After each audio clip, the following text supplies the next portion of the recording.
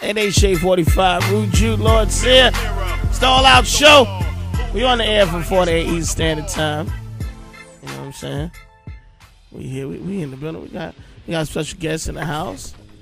We got my man Ish from Poverty's threadsclothing.com. What up, man? What's going on, people? Yeah, man. It's always the pleasure. Yeah, you had the classic before. You had the Hood Classics? Yeah, man. Yeah, we started that back in what, 04, 05? Shit, man. Basically got the new breed coming in, Poverty's Thread. So a whole new look, whole movement. I was at Harlem, USA to start. It's like, hey, man, y'all ain't got no hood classics, nigga. Like a couple months ago. They're like, we don't have that, sir. So Hood Classics was what? Was that what was the Hood Classics? The Hood Classic thing was basically the first thing we entered into the fashion world with, basically more or less a T-shirt brand. But Poverty's Thread is basically a company that specializes in fashion, art, and social content. So it's kind of a bigger deal. All right, what do you mean social content? Well, basically, with this, it's not just fashion. Like a lot of our pieces that you see right now will actually have the clothing aspect to it, and then we're also going to put out the artwork aspect to it. So you're going to see sculptures dealing with the same type of content that you may see on an article of clothing, and also paintings. That's going to be real unique. What are some of the things that you're tackling in your T-shirt things?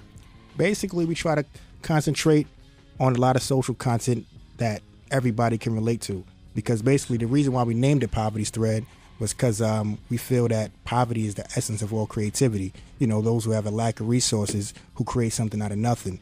And everybody from this continent to Asia actually goes through a particular situation and can relate to that. So whether you're in that area and you're dealing with a situation where you're basically using what you have to create what you want to make out of life, you can identify with that, and that's the underlying story between all our content. You guys are black owned, right? Yeah, it's me and my partner Marlon Holmes. Shout out to Marlon. He actually had to go to another meeting, so he couldn't be here today. That's all right. All we needed was one person to talk, really, Doug. So it works out. It works out just fine, Doug. Fuck, they should have brought the whole crew. You know what I mean? Like, nah, this is my nigga I grew up with. We talking about. You know what I'm saying? Definitely. That's what's up. All right. So, what separates you?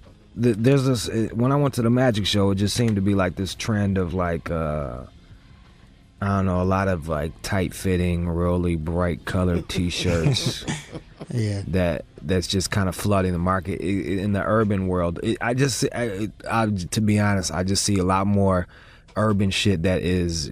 It kind of looks like white people clothes. And I hate to say white people or black people, but like it looks like shit white people was rocking a few years ago. Mm-hmm. I mean, what separates you from that? What separates us is basically we have a meaning.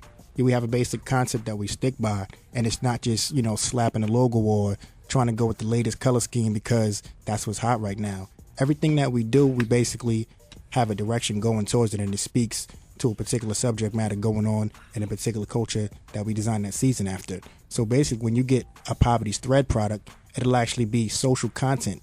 Something that means what something. is some of the social content though? Well, one shirt you keep bringing it up, but like let's hear some. One shirt that I got right now, for the listeners or whatever that we're going to be giving away is the Blood Diamond T-shirt, and the graphic is actually a diamond, and it has a trail of blood dripping off of it, and it leads from the United States back to Africa, and that's sort of addressing the situation with Sierra Leone and the conflict diamonds and things of that nature.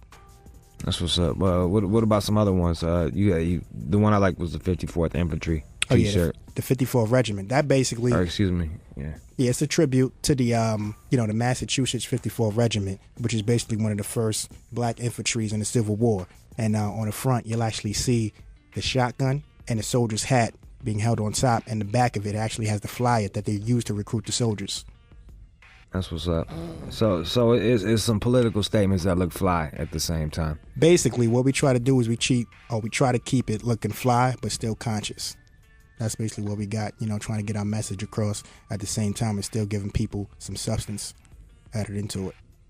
That's what's up. What are some of the other shirts that you're going to be giving out? Another one we got right here is a concept called The Leaders, and it says Marcus, Martin, Malcolm, Big, and Pac. And that's basically a play off the famous Beatles shirt, and that's basically speaking to the leaders of each generation. You had Marcus Garvey, you had Malcolm X, you had Martin Luther King. And this generation, we tend to have a lack of leadership, so people look to things like rap music and things of that nature. So, of course, they get led by the media. So that's why Big and Pac, I put it in that light. Is it good that Big and Pac are on that shirt, or was that more a critical statement of where black leadership is? That is particularly depending on how you look at it, because basically it's good in the sense of the creativity that they brought to rap music, but on the flip side, it's actually taking a shot at what's going on as far as leadership in the community. Because basically a lot of people don't have directions and father figures and things of that nature, so they have to be raised by the TV, they're raised by the music, and sometimes kids don't have that balance to lead them in the correct direction, so they wind up doing, ignorant things in life. And that's basically what that's looking at. So it's actually a conversation piece that addresses the flip side of the conversation. That's what's up. You got any other types of shirts that we're gonna be giving away to listeners? We got a gang of you giving out a gang of shit to the listeners, which we appreciate. Oh yeah, definitely.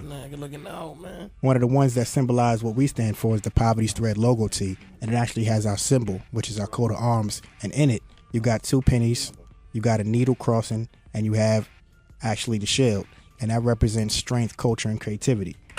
And that's basically everything that we put into all our content, from fashion, art, and things that we're going to put out going forward as far as social content.